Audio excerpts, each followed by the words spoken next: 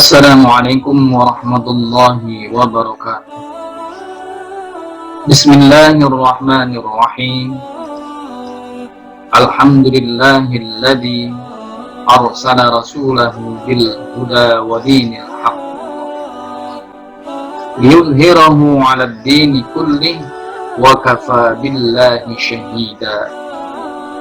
Wassalatu wassalamu ala sayyidina Muhammadin al-Mustafa wa ala alihi wa ashabihi ahli sidqi wal wafa.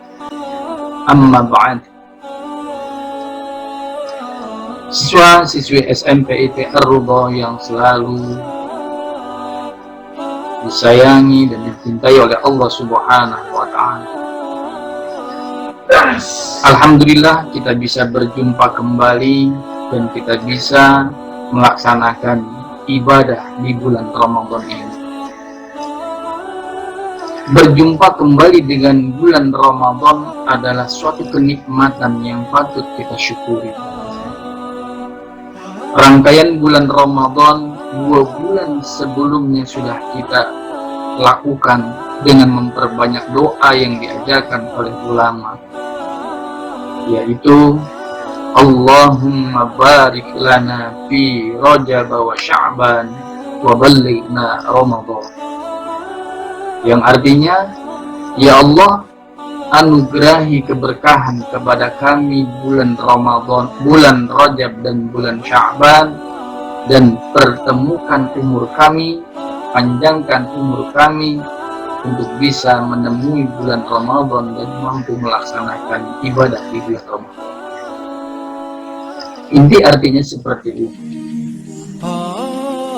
Karena bulan Ramadan adalah bulan yang mempunyai keistimewaan tersendiri dibandingkan bulan-bulan yang lain. Allah Subhanahu wa ta'ala berfirman dalam sebuah hadis qudsinya, kullu amal ibni adam lahu illa syiyam wa inna syiyama li wa ana ajzi bih.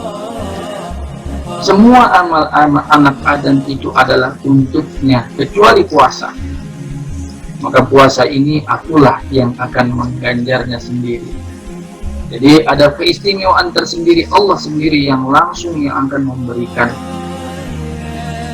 keistimewaan atau kemuliaan bulan Ramadan. Dengan demikian sangat disayangkan jika kita tidak memanfaatkan momen Ramadan dengan sebaik-baiknya. Nah, di bulan Ramadan ada salah satu ibadah yang hanya ada di bulan tersebut, yaitu sholat tarawih. Yang kita kerjakan sholat tarawih, yaitu setelah sholat isya, dan jumlah rakaatnya ini masing-masing ada yang berbeda. Hukumnya pun adalah sunnah muakkad yang sangat dianjurkan oleh Rasulullah SAW.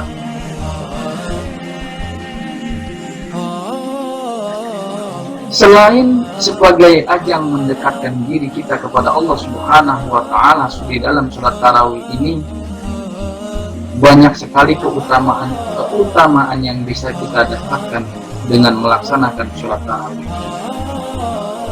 Dalam sebuah kitab, yaitu kitab Nasha'ihul Ibad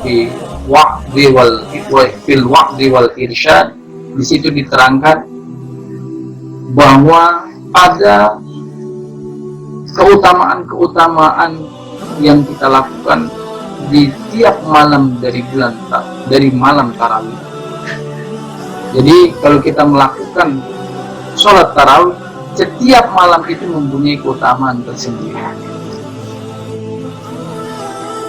Dalam hal ini saya akan menjelaskan poin penting keutamaan dari melaksanakan sholat tarawih. Salah satu keutamaan sholat tarawih yang pertama adalah diampuni dosa-dosa kita.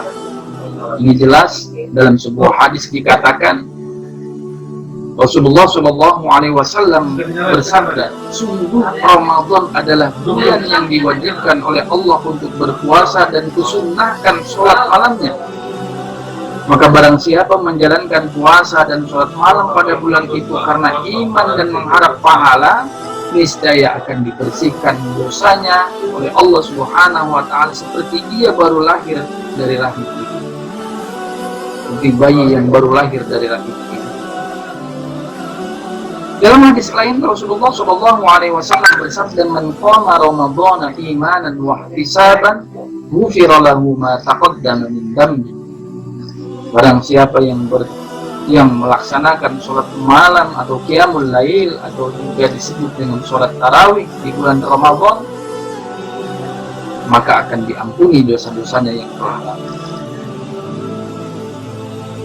Sungguh sangat disayangkan kalau kita tidak atau kita melewatkan momen penting atau momen yang baik di bulan Ramadan tersebut, tidak menjalankan sholat tarawih.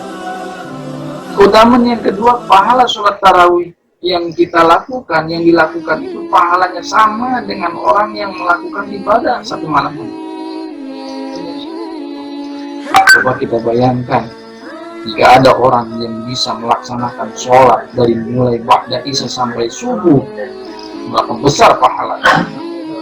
Akan tetapi dengan kita melaksanakan sholat tarawih, pahalanya sama dengan orang yang melaksanakan sholat sunnah dari ba'da isya tersebut sampai subuh, satu malam penuh. Sungguh luar biasa keutamaan sholat tarawih ini. Yang ketiga yang kita perhatikan tentunya adalah sholat tarawih ini bisa meningkatkan kesehatan kita, dimana kalau kita kerjakan secara rutin, kita selesai makan, tentunya sholat yang kita lakukan itu membakar kalori kita. Yang jelas dalam melaksanakan sholat tarawih itu kita bisa laksanakan dengan baik, dengan khusyuk. Cari, apabila kita bisa melaksanakan sholat berjamaah di masjid, kita cari sholat yang menyenangkan buat kita. Menyenangkan dalam arti bukan sholat yang tergesa-gesa. Kalau sholat tergesa-gesa sampai hilang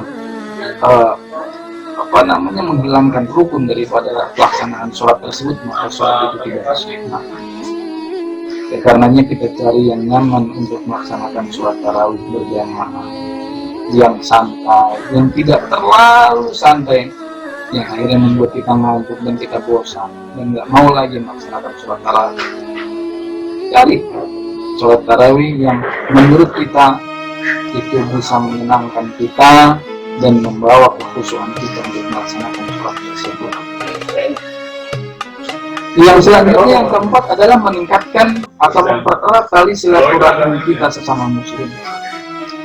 Yang dulu tahun lalu kita tidak bisa melaksanakan sholat tarawih di masjid karena wabah corona yang yang semakin meningkat pada saat itu, dan masjid-masjid juga memang dilarang oleh pemerintah, khawatir ya tersebarnya virus corona.